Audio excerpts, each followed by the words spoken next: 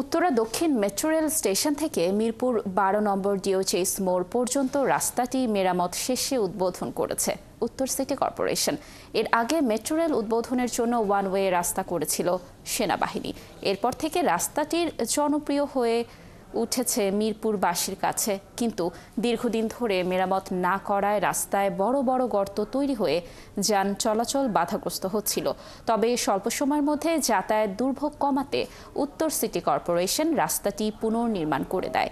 এলাকাবাসীর জন্য এটিকে ঈদ উপহার হিসেবে ঘোষণা করেন উত্তর সিটির প্রশাসক মোহাম্মদ এজাজ।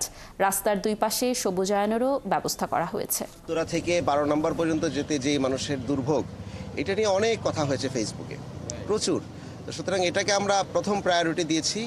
অনেকগুলো প্রথম প্রায়োরিটি, মানে ১ নম্বর প্রায়োরিটিতে প্রায় অনেকগুলো আছে। এর মধ্যে একটা হচ্ছে, এবং আমরা কমিটমেন্ট দিয়েছিলাম যে রোজার মধ্যে এটা আমরা শেষ করব, যেন ঈদের উপহার হিসেবে ঢাকার লোকজন আনন্দে চলাফেরা করতে পারে। এখানে যেহেতু প্রচুর মানুষ ঘুরতে আসবেন ঈদের সময় ঢাকা থেকে, তো সুতরাং আসা যাওয়ার ক্ষেত্রে কিন্তু একটা বিড়ম্বনাটা অনেক বড়।